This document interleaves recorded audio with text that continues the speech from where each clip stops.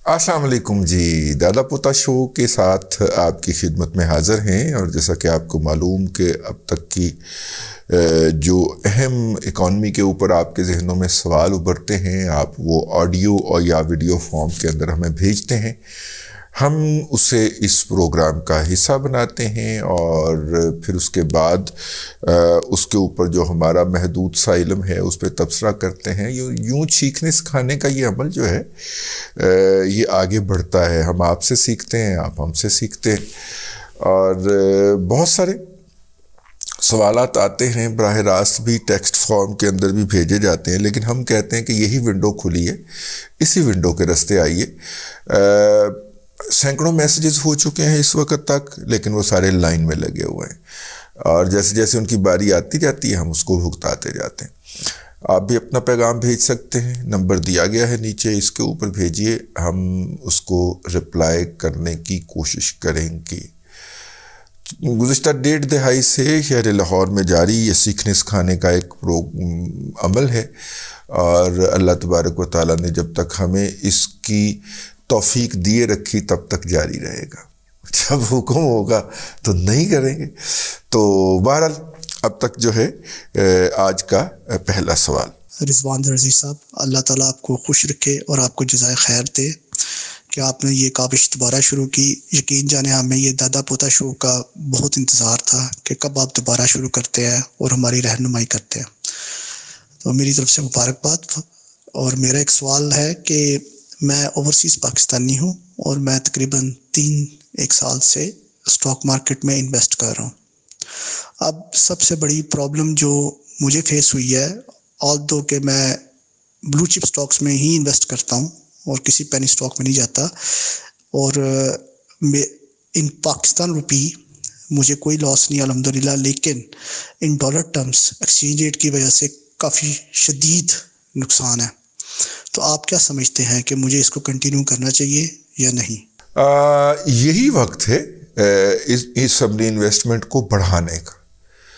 اور اس وقت جو ہے ڈالر ٹرم کے اندر اگر آپ کو نقصان ہو رہا ہے تو ان تمام شیئرز نے آپ کو کچھ نہ کچھ دینا ہے، اور انہوں نے ویزا ویز ڈالر اپنی ویلیوز کو بھی ایڈجسٹ کرنا ہے. تو ایسی صورت کے اندر ان کو نہ صرف کہ ہولڈ کیا جائے. یہ بات ذہن میں رکھیے گا کہ عمران خان صاحب 2/3 اکثریت سے جیتے ہیں یا سادہ اکثریت سے جیتے ہیں یا شاندار طریقے سے ہارے ہیں، ایدر کیس میں انہوں نے نتائج تسلیم نہیں کرنے. ہاں، خود جیت کے بھی انہوں نے نتائج تسلیم نہیں کرنے. انہوں نے وہ انارکی کے ایمبیسڈر ہیں، انہوں نے انارکی جنریٹ کرنی ہے. اس لیے سپٹمبر تک تو شور شاٹ یہ اکتوبر تک تو شور شاٹ یہ غیر یقینی کی صورتحال ہے. اس کے بعد بھی ایسے ہی کنٹینیو کرے گا. ہم منتظر ہیں، ہم دیکھیں کہ جو ٹرمپ کے الیکشن ہونے جا رہے ہیں اس سال کے اینڈ تک، اس میں کیا سامنے آتا ہے. لیکن وہ جو بھی سامنے آئے اس کا اثر الٹیمیٹلی پاکستان پہ بھی پڑے گا. آپ سے یہی گزارش ہے کہ آپ اس سے بالکل مت گھبرائیے. زر مبادلہ کے حوالے سے اگر اس کے اندر تبدیلی ہے تو مقامی ڈیویلیوشن ہے، ہوتی ہے. پاکستان جیسی ویک اکانومیز کے اندر کبھی کبھی ایسا جرک لگ جایا کرتا ہے، ہمارے ہاں تو اکثر ہی لگ جاتا ہے، لیکن پرائس ایڈجسٹمنٹ ہونی ہے، اور جو کہ اس کے بعد ہی ہونی ہے. مطلب اگلا 1 سال جو ہے وہ آپ کو ان ایسٹس کو اسی طرح سے دیکھنا پڑے گا. لیکن یہ بات ذہن میں رکھیے گا کہ اسٹاک مارکیٹ ویوز کے اندر گھومتی ہے. ٹھیک ہے، ابھی ہم باٹم پہ ہیں. باٹم تھوڑا سا لمبا ہو رہے گا ہمارا، لیکن ابھی ہم باٹم پہ ہیں. یہاں سے اٹھے گی اور یہ ایک پیک بھی کرے گی، اور اس پیک کا آپ نے انتظار کرنا ہے تاکہ آپ کے دل کو تھوڑا بہت حوصلہ ہو. گھبرانا نہیں ہے، یہ نیچرل ہے. فنڈامنٹل بہت سٹرونگ ہے ہماری معیشت کے، اپنا مارکیٹ کے. یہ جو ہے نا دوسرے ٹیکنیکل سٹرونگ ہے ہماری مارکیٹ کے، فنڈامنٹل جو ہیں وہ ویری کر رہے ہیں. سوری میں الٹ کہہ گیا. تو دیکھیے یہ کب ہوتا ہے، لیکن فی الحال سیاسی محاذ کے اوپر چونکہ صورتحال ہمیں کوئی اچھی نظر نہیں آ رہی، تو اس لیے یہ والا سلسلہ جو ہے یہ کنٹینیو کر سکتا ہے جی، اور گھبرانا نہیں ہے. اگلا سوال جی. دادا جی السلام علیکم. دادا جی میں ڈاکٹر عبدالوہاب بطمرخیل تختبہ ضلع مردان سے آپ سے ریکویسٹ کر رہا ہوں. میرا ایک سیدھا سادہ سا سوال ہے کہ دادا جی کیا حکومت ہونڈی والے کو روک نہیں سکتے؟ یعنی ہمارے جتنے بھی لوگ ہیں مڈل ایسٹ میں، سعودی عرب میں اور اب تو انگلینڈ میں بھی، وہ سب ہونڈی کے ذریعے پیسے بھیجتے ہیں. تو کیا اس کے لیے ریٹ میں کوئی اتار چڑھاؤ کرنا چاہیے تاکہ وہ لوگ کنونس ہو جائے اور ہونڈی کو چھوڑ کر بینک کے ذریعے پیسے بھیج دے، یا روشن اکاؤنٹ ہے، پتہ نہیں چمکدار اکاؤنٹ ہے، اس میں بھیج دے تاکہ ہمارے ملک کو کچھ فائدہ ہو. ڈاکٹر صاحب تخت بائی سے آپ کا پیغام، آپ نے بڑی درد مندی سے یہ پیغام بھیجا ہے. حکومت پاکستان نے ان کے دور کے اندر یہ جو شوکت عزیز صاحب تھے، چونکہ وہ آئے تھے تو وہ بڑے، شوکت عزیز صاحب بہت بڑے کرو آدمی تھے، وارداتی ہے میں نہیں کہنا چاہ رہا، کرو آدمی تھے. تو انہوں نے یہ کہا کہ بینکوں کو یہ کہا کہ آپ کو ہم ₹1 دیں گے اضافی فی ڈالر اگر آپ باہر سے اضافی ڈالر لے کے آئیں گے. جو بھی بینک جتنے ڈالر لائے گا اس کو $1 یا $2 انسینٹو ملے گا. ٹھیک ہو گیا. تو بینکوں نے دھڑا دھڑ اشتہار دینا شروع کر دیے، ایکسپیٹریٹ کو لیور کرنا شروع کر دیا.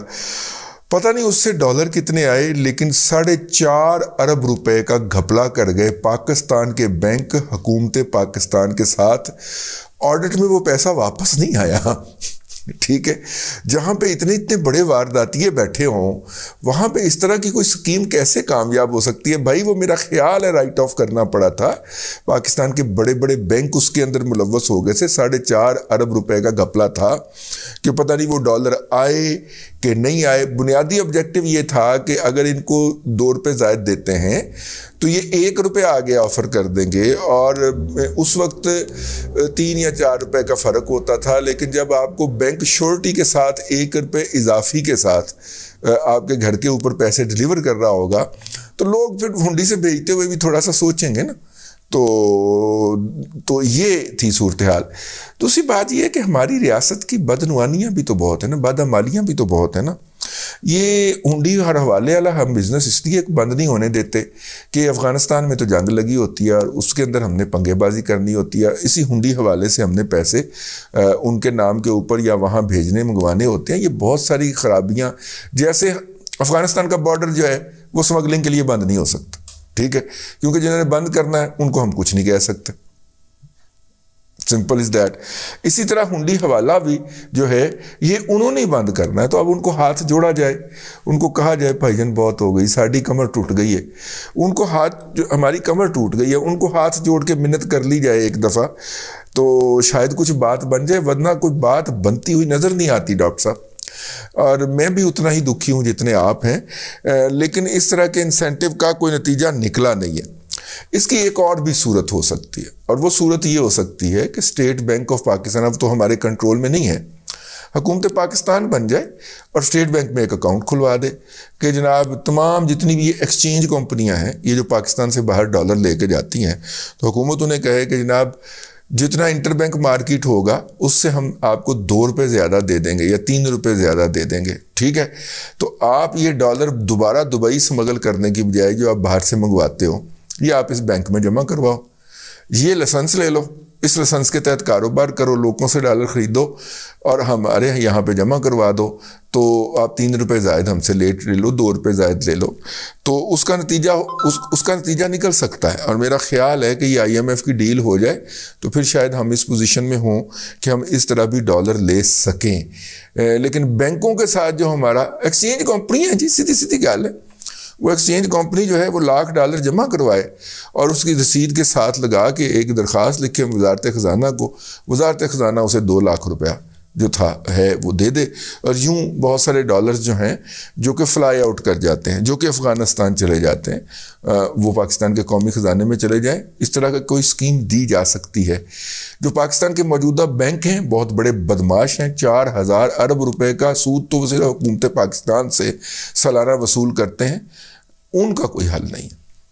اگلا سوال سر، میں غرغشتی اٹک سے بول رہا ہوں، مقرب قیوم. سر میں نے کئی فورمز پہ یہ بات کی، کئی جگہ پہ لکھا، کئی جگہ پہ یہ سجیشن بھی دیے کہ دیکھیں فی الحال ہمیں پاکستان کو اس معاشی بحران سے نکالنے کے لیے فوری اور انسٹنٹ قسم کے قدم اٹھانے ہیں. تو اس کے لیے جو دنیا کے دوسرے ممالک کرتے رہے ہم وہ کیوں نہیں کر سکتے؟ جس طرح سائپرس نے کیا ہے امیگریشن پروگرام سے، جس طرح گولڈن ویزا پروگرام سے پرتگال نے کورونا کے دوران اپنی اکانومی کو سنبھالا دیے رکھا. کیریبین آئی لینڈز جو ہیں، سینٹ کٹس ہو گیا، نیویس، اینٹیگوا، بارباڈوس، وہ سارے $1.5 کے حکومت کو، گورنمنٹ کو آپ ڈونیشن دیتے ہیں تو وہ نیشنلٹی آپ کے گھر بھیج دیتے ہیں. ترکی $1.5 پہ آپ کو نیشنلٹی دے دیتا ہے، اور اس طرح انہوں نے سرمایہ اٹریکٹ کیا. تو سر ان کے پاس انہیں کسٹمر ڈھونڈنے پڑتے تھے. تو پاکستان کے تو اندر ریفیوجیز موجود ہیں جو تقریباً 35 لاکھ ہیں افغان ریفیوجیز. تو دوسرے ایرانی ریفیوجیز بھی بن جاتے ہیں، برمیز اور دوسرے بنگالی ریفیوجیز بھی ہیں، جو کل ملا کے 40 لاکھ بن جاتے ہیں. اگر ان کو کہہ دیا جائے کہ آپ 10 سال تک کے لیے $1 لاکھ پر ہیڈ اگر اسٹیٹ بینک میں یہ لوگ جمع کروا دیں جو بعد میں ان کو واپس بھی مل جائیں گے، تو ان کو پاکستان نیشنلٹی دے دے گا. تو اس طرح تقریباً $400 ارب سر اکٹھے ہو سکتے ہیں، 400 ارب، جو کہ ایک بوسٹ دینے کے لیے پاکستان کی اکانومی کے لیے بہت بہترین ہو جائیں گے. تو ایسا کیوں نہیں کر رہے؟ مطلب عام پاکستانی کی کس فورم پہ بات کرے؟ عام پاکستانی تو ارریلیونٹ سا ہو چکا ہے، اور یہ کس کے بس میں ہے جو یہ کرے گا؟ میں یہ نہیں کہتا کہ یہ 100% میں نے ٹھیک کہہ دیا، ٹھیک ہے، کوئی اور وجوہات بھی ہوں گی جس کی وجہ سے اور لوگوں کے ذہن میں بھی ہوگا کہ اس CBI پروگرام یعنی سٹیزن شپ بائی انویسٹمنٹ کو امپلیمنٹ کیا جائے. تو لیکن وہ بھی بتانے سے کوئی قاصر ہے کہ ہم یہ کیوں نہیں کر رہے. کیسے کر سکتے ہیں اس پہ بھی بات نہیں ہو رہی، کیوں ہم اس پروگرام کو لانچ نہیں کر سکتے اس پہ بھی کوئی نہیں بتا رہا. تو آپ کے خیال میں یہ پروگرام کیسا ہوگا اور اس کو کس فورم پہ بندہ اجاگر کرے تو پاکستان اس پہ کام کرے گا؟ دیکھیے آپ نے سجیشن دی ہے اور اچھی سجیشن ہے، لیکن مسئلہ یہ ہے کہ جو افغان ہمارے ہاں پیسوں والے ہیں، وہ تو بھائی سینٹورس کے اندر جو ڈپارٹمنٹل سٹور ہے وہ ایک افغان شہری کی ملکیت ہے. وہ تو یہاں پہ کھلے ڈلے کام کر رہے ہیں. یہ شاہ عالمی کے اندر چلے جائیے، وہاں پہ آپ کو افغانوں نے پتہ چلے گا، افغانوں نے پوری 8 منزلہ بلڈنگیں خرید لی ہوئی ہیں. جن کے پاس پیسے تھے انہوں نے پاکستان کے کارڈ نادرا سے بنوا لیے. ٹھیک ہے نا؟ طارق پرویز ملک صاحب جو ہیں ان کے محکمے نے دہاڑیاں لگا لی. ٹھیک ہے، تو جو بیچارے بچ گئے ہیں وہ تو عمران خان کے جلسوں میں کرائے پہ آنے والی مخلوق ہی بچی ہے. ان کے پاس تو $1,00,000 نہیں ہو سکتے. جن کے پاس $1,00,000 تھے انہوں نے یا یہاں پہ لگا لیے یا انہوں نے ہمارے پاسپورٹ لیے اور وہ UAE یا سعودیہ یا اس طرح کے ممالک میں چلے گئے، اور جو ان میں سے ماڈریٹ تھے تھوڑے سے وہ یورپین کنٹریز میں چلے گئے. تو یہ اب اس کے اندر کوئی رس بچا نہیں ہے اگر ہم افغانوں کی بات کریں. اور جو آپ دوسرے برمی نیشنلز کی بات کر رہے ہیں، یہ وہاں کے زیادہ تر روہنگیا مسلمز ہیں جو سمندروں کے ذریعے دھکے شکے کھاتے پاکستان پہنچتے ہیں.